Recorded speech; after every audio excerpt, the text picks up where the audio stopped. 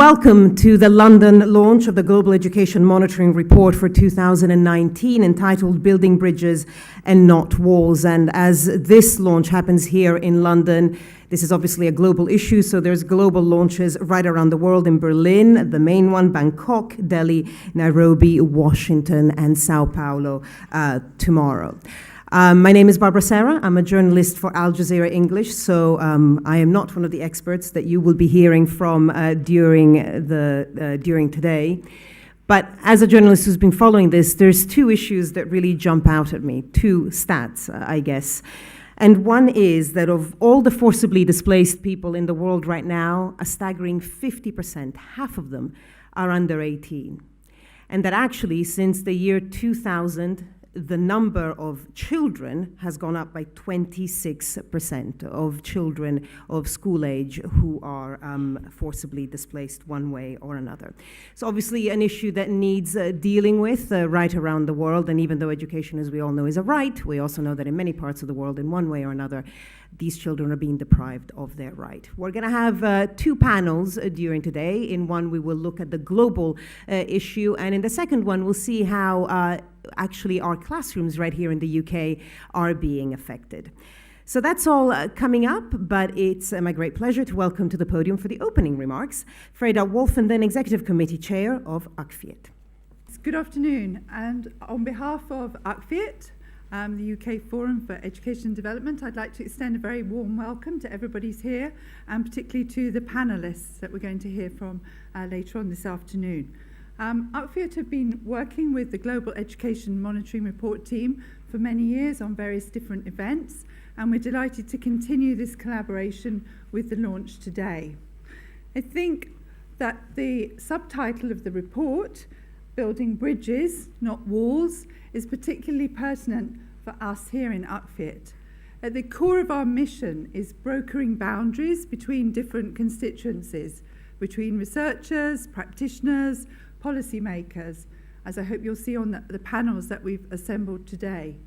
But I think through this event, and one that we had last month in Cambridge, which was around education for children in emergencies, we're also seeing new dimensions of collaboration emerging.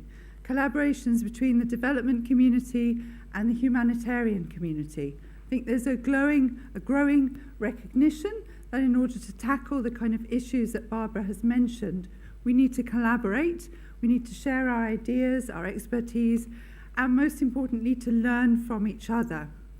We're also really pleased actually to be having one of the panels focusing on education here in the UK. Again, I think that's a growing dimension of our work in UKFIET, in recognition of the fact that the SDGs apply to everywhere in the globe. They're not just about other spaces, other geographies. They're also pertinent to those colleagues who are working in education in the UK. So on behalf of UKFIET, very warm welcome to everyone. I'd like now to hand over to Sébastien Hine from the Global Education Monitoring Report team, who's going to take you through the key findings and some learnings from this year's reports. Thank you. Great. Thank you all for coming, and welcome to the launch of the Global Education Monitoring Report. Before sharing some of the findings and recommendations, I'd like to thank Freda and UKFIET and the Wellcome Collection for hosting us today. And thank you to all the panelists for sharing their expertise, and to Barbara for facilitating. Okay, so now turning to the report. So fulfilling its mandate to monitor progress on education in the Sustainable Development Goals, the report shows the distance that the world needs to cover to reach the targets agreed on for 2030. A key challenge is to fulfill the commitment to leave no one behind. Migrants, refugees, and internally displaced people are among those groups who may be left behind. Those who want to escape poverty or persecution, those who may seek better education, employment opportunities, or just security. The report has taken the widest possible interpretation of migration, voluntary or forced. It covers internal migration, where an estimated 1 in 8 people live in a different province to the one they were born. Apart from those who move from villages to cities, there are hundreds of millions who move regularly as seasonal workers or nomads. It addresses international migrants who are nationals of another country living abroad. They make up 257 million people, or about 1 in 30. This does not include children of immigrants, the so-called second generation, for whom the education challenges are very similar. And last but not least, we look at the 1 in 80 people who have been displaced due to conflict or natural disasters around the world, whether internally or across borders as refugees or asylum seekers. The daunting prospect of displacement due to climate change is only briefly touched upon. But this is not a report about migration and displacement per se. It's a report on how these movements interact with education. It's about how teachers and education planners respond. It's about the need that migrants and refugees have for education to thrive in their new homes and to feel that they belong. Migration and displacement can have both negative and positive effects on education systems. And we'll start with some of the challenges first. Internal migration leads to millions of children of migrating parents to be left behind. More than 1 in 3 children were left behind in rural China as parents moved to urban areas. And urbanization and related demographic changes lead to large-scale school consolidation in many middle-income countries. Over 10 to 15 years, half of rural schools in China and Russia have closed. They also lead to growing slums where education provision is poor. International migration affects sending countries' education systems, particularly some of the smaller ones. At least 1 in 5 skilled people emigrated from 27% of countries. Displacement particularly affects low-income countries, which account for 10% of the global population, but 20% of the refugee population. Refugees, more than migrants, are of school age. As Barbara mentioned, half of them are under 18. They often arrive in parts of host countries that have very weak education systems already. But migration and displacement also represent opportunity. Children who move from rural to urban areas often acquire more education than those who did not move. In Indonesia, the gap was 3 years. Children of international migrants also tend to benefit. Children of Colombian immigrants to the United States had at least 2 more years of education than children of people who did not migrate. When we talk of migrants, this also includes students studying abroad, in the case of about 6% of students in half of countries. Refugees may be leaving their homes, but also leaving insecurity behind. Between 2013 and 2017, there were 12,700 attacks on education in conflict-affected countries. In turn, education is a potent factor changing migration flows. The higher the education level, the higher the probability of migration. Those with tertiary education are twice as likely to migrate from villages to cities and 5 times as likely to emigrate abroad as those with primary education. A point often missed in public debates is that with relatively few exceptions, immigrants are more educated than natives on average, even in countries that do not pursue selective immigration policies. And education is a critical, if contested, factor shaping attitudes towards immigration. A 2017 survey across 140 countries showed that the higher the level of education, the higher the level of openness to immigration levels staying the same or increasing. But education's role is potentially much more important than what these relationships suggest. An inclusive education system can address causes of tension by helping host and immigrant communities interact and live together. It can help immigrants and refugees realize their potential, which is often wasted, and can ultimately help immigrants and refugees earn a living and support communities back home through remittances and other mechanisms. The report shows that the costs of remitting money abroad, if they fell from 7% to the SDG target of 3%, $1 billion could be generated for education each year. The importance of these relationships is why education-related commitments have made their way into the 2 global compacts on migrants and refugees that are being signed by almost all countries in the world this year. But how should these commitments be achieved, and what are priority actions? The report makes 7 recommendations. Firstly, governments need to protect the right to education of all people on the move. Just 2 years after the New York Declaration, where all countries committed to provide education to refugees within 3 months, 1.5 billion school days of refugees have been lost. That's in just 2 years. Countries from Australia to Hungary and from Indonesia to Mexico, for example, are still providing limited or no education to asylum-seeking children in detention. Countries need to protect migrants and refugees' right to education regardless of identity documents or resident status. Jordan tackled this issue after initial obstacles by allowing Syrian refugee children to attend public schools without ID in 2016.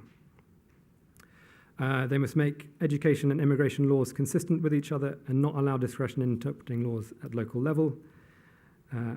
They must also put formal processes in place to inform migrants and refugees of their right to education and respond to any violation of these rights. Secondly, migrants and refugee children need to be included in the national education system. Turkey is an example of this and has committed to include all Syrian children in public schools by 2020.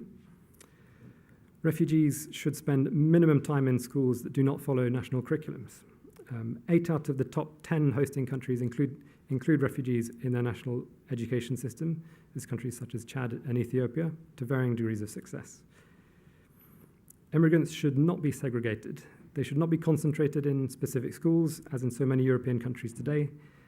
They should spend as little time as possible in preparatory classes. Inclusion means interacting with their peers. They should not be separated into slower, often vocational school tracks, which compromise their future opportunities. Thirdly, including migrants and refugees in national education systems is only the beginning. A plan is needed to respond to their specific needs. Not all countries do this successfully. This graph shows that countries in Southern and Eastern Europe, highlighted in red, are struggling to prioritize their needs. Countries need to provide language programs. They need to provide accelerated education programs where education trajectories have been interrupted. For example, the Norwegian Refugee Council runs an accelerated learning program in the Dadaab refugee camp. This condenses Kenya's 8-year curriculum into 4 years. Refugees need support to overcome cost barriers. A cash transfer program in Lebanon managed to increase attendance by about 20% among refugees. And adult migrants need financial education to manage things like remittances. Fourth, countries need to grapple with their curricula and textbooks. Education can challenge prejudices and develop skills for living together, yet only a quarter of high-income countries have fully included multicultural education, and a little over 2/3 have done so at least partially. Yet 81% of those answered a Eurobarometer survey agreed that school materials should include information on ethnic diversity. Adapting curricula and textbooks involves representing or respecting past history and current diversity, recognizing the contributions of immigrants and refugees, promoting openness to multiple perspectives, and encouraging critical approaches. The key to these challenges is supporting teachers to take on this complex responsibility. Almost 3/4 of teachers in Syria had no training in providing psychosocial support. So it's necessary to train teachers to deal with diversity, to confront stereotypes and discrimination, to recognize stress and trauma and refer those in need to specialists. It's necessary to recognize the hardship under which some teachers are expected to work. In Iraq, fragmented support to internally displaced teachers led to pay disparities and tensions. The education cluster brought all partners together to coordinate incentives. Sixth, unfortunately, the skills of migrants are often not fully deployed despite their potential to contribute to their host communities and societies. Among those with tertiary education in high-income countries, immigrants were more likely to be overqualified for their jobs than natives. To address such challenges, it is necessary to reform institutions to make the recognition of qualifications earned abroad more efficient, and to streamline and simplify systems that certify skills acquired informally. Germany offers opportunities to identify and evaluate undocumented occupational competences. Finally, seventh, financing education for migrants and refugees has cost implications. In the case of immigrants, the medium to long-term fiscal impact is actually very small. After taking into account what services they use and what taxes they pay, the cost does not exceed plus or minus 1% of GDP. But more could be done to target funds to those who need it most. In the case of refugees, the report estimates that 800 million was spent on their education in 2016 through international aid. This is about a quarter of what's needed from the international community. And this is roughly equally split between immediate response humanitarian aid and long-term response development aid. Planning for both humanitarian and development aid needs to be done jointly with the government in charge, as was done in Uganda recently, and the momentum around education cannot wait should be harnessed. Multi-sector planning should also include education. Yes, great. Turning to some of the wider impacts of this, this brings into other issues of financing education globally. Analysis report shows vast disparities in global education financing. Low-income and high-income countries have about the same size school-age populations, but low-income countries receive about 0.5% of funding for all education globally, compared to 65% in high-income countries. Spending needs to be more equitable in other ways. Households bear a much larger share of education costs in low-income countries than in high-income countries. Finance is an important factor. The mobilization of the international community to increase aid in the late 1990s was one of the factors credited with advances towards universal primary completion in the years that followed. But the financial crisis led to aid stagnation, and primary completion rates have also stagnated at less than 90% in the late 2000s. Today, our agenda is more ambitious, aiming for universal secondary completion, yet only 49% complete secondary education globally, while the ratio is just 18% in low-income countries and just 1% among the poorest girls. But even in high-income countries in Europe, young people of migrant backgrounds are twice as likely to leave school early as natives. In fact, the agenda is even more ambitious than just completing universal secondary education, aiming also for everyone to achieve at least minimum learning levels. First-generation immigrant students in OECD countries were a third less likely than natives to achieve basic skills in reading, mathematics, and science in 2015. In middle-income and non-OECD high-income countries, progress is also slow. On average, the share of grade 4 students reaching minimum reading levels has increased by less than 1 percentage point per year over the last 15 years. And low-income countries start from an even lower point. In Sierra Leone, fresh evidence from UNICEF shows that among children, only 16% had basic reading skills and only 12% had basic numeracy. Ambitious it may be, but the monitoring framework for SDG 4 is helping keep our attention focused on what matters to achieve sustainable development, and this includes a focus on groups such as refugees and migrants who may be falling behind. Please do share the messages of this report. At the link on this slide, you'll find the report in multiple languages and formats. And I have a few minutes to take any clarification questions before we move to a panel where we'll have a full discussion.